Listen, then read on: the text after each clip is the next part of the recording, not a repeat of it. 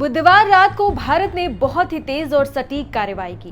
रात 1:05 से लेकर करीब 1:30 बजे तक बस 25 मिनट के अंदर भारत ने पाकिस्तान के कब्जे वाले कश्मीर में 5 जगहों पर और पाकिस्तान में सीधे घुसकर 4 बड़े आतंक के ठिकानों को नष्ट कर दिया। इन हमलों में भारत ने खास तौर पर उन जगहों को निशाना बनाया जहां से आतंकियों को हथियार और मंजूरी मिलती थी। मुरिदके में हाफिज सईद का ठिकाना और बहावलपुर में मौलाना मसूद अजहर का अड्डा भी शामिल था। भारत का मकसद था आतंक के इन केंद्रों को खत्म करना और देश की सुरक्षा को और भी ज्यादा मजबूत बनाना। ये कार्रवाई बहुत ही तेज और निर्णायक थी, जिसमें आतंक के इन खतरनाक स्थलों को मिट्टी में मिलाने का प्रयास किया गया। कयास लगाए जा रहे हैं कि हाफिज सईद का खात्मा हो गया है, लेकिन ये कैसे, उसके लिए आप ये 3 तस्वीरें देखिए। देखने में ऐसा लग रहा है कि इन ताबूतों और जनाजों में से किसी बड़े आतंकी का ही शव हो सकता है। पाकिस्तान की तरफ से जो जनाजे पर फूल चढ़ाए गए हैं, उनमें से एक पर लिखा था COAS यानी कि चीफ ऑफ आर्मी स्टाफ, और दूसरे पर राष्ट्रपति का नाम था। साथ ही लश्कर का कमांडर हाफिज अब्दुल रऊफ ने खुद नमाज पढ़ी। इन सब सबूतों और तस्वीरों को देखकर यह सवाल उठ रहा है कि क्या हाफिज सईद या मसूद अजहर में से कोई मारा गया है।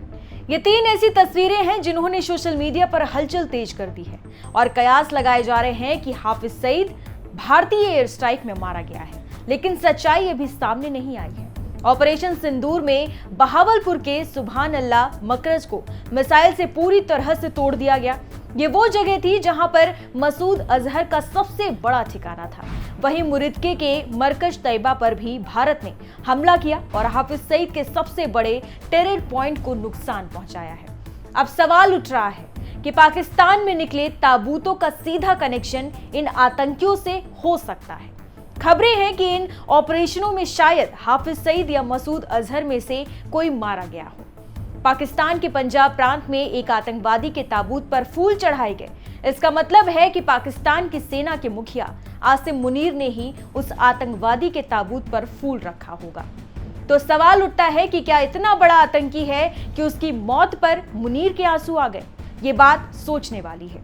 ये दिखाता है कि शायद पाकिस्तान की सेना उस आतंकी को बहुत ही खास समझती है या फिर उसकी मौत से उन्हें गहरा झटका लगा है। ये एक जटिल और दिलचस्प बात है जो हमें सोचने पर मजबूर कर देती है कि आखिर उस आतंकी का क्या महत्व था। अब तक साफ नहीं है कि यह बातें सच हैं या नहीं, पर यह संकेत जरूर हैं कि इन ऑपरेशनों का बहुत बड़ा असर पड़ा है। हो सकता है कि इन दोनों आतंकियों में से कोई घायल हो या फिर मारा गया हो। जो भी हो, ये खबरें बहुत ही अहम हैं और इन पर नजर रखने की बेहद जरूरत है। कल कर्नल सोफिया कुरैशी ने पूरे ऑपरेशन सिंदूर को ब्रीफ किया और बताया कि भारत ने पाकिस्तान के उन 9 कौन से ठिकानों पर हमला किया है।